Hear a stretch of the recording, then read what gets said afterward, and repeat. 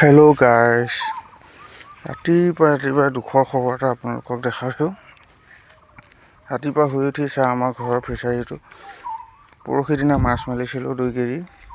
ইয়াত সকলোখিনি মাছ আজি মৰি থাকিলে। কেনেকৈ মৰিলে কি কথা নাজানো। এতিয়া এইটোৱে আপোনাক তুলি কিনে দেখাইছোঁ।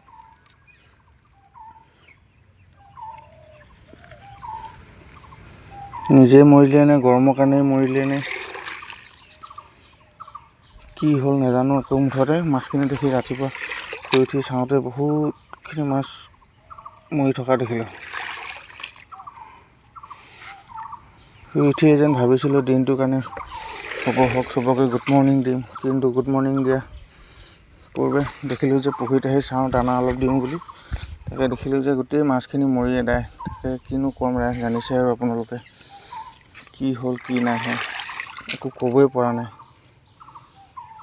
এই পাচিটোৱে এনেকৈ তুলি আপোনালোকক দেখাইছোঁ বাৰু। এইখিনি চব সৰু সৰু দুদিনীয়া মাছ, কিমান ডাঙৰনো হ'ব। কি হ'ল কি নহ'ল নাজানো, চব মৰি এদায়। ইমান আশাৰে মেলিছিলোঁ দুজনী ডাঙৰ হ'ব,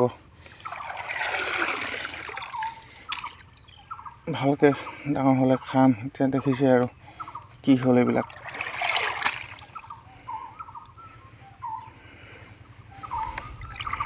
কাক কি ক'ম, কি হ'ল কি নহ'ল।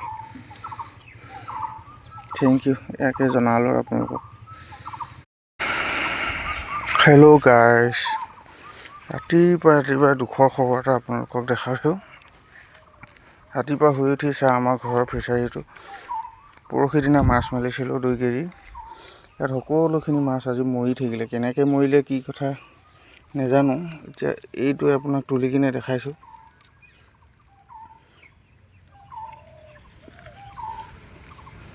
নিজে মৰিলে নে গৰমৰ কাৰণেই মৰিলে নে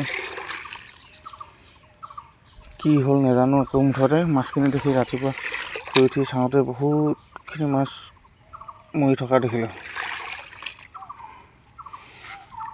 শুই উঠিয়ে যেন ভাবিছিলোঁ দিনটোৰ কাৰণে হওক চবকে গুড মৰ্ণিং দিম, কিন্তু গুড মৰ্ণিং দিয়া পূৰ্বে দেখিলোঁ যে পুখুৰীত আহি চাওঁ দানা অলপ দিওঁ বুলি।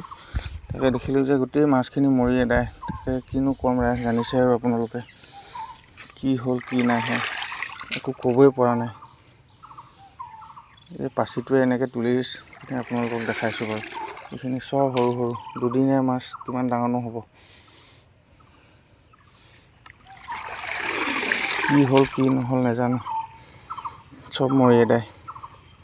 ইমান আশাৰে মেলি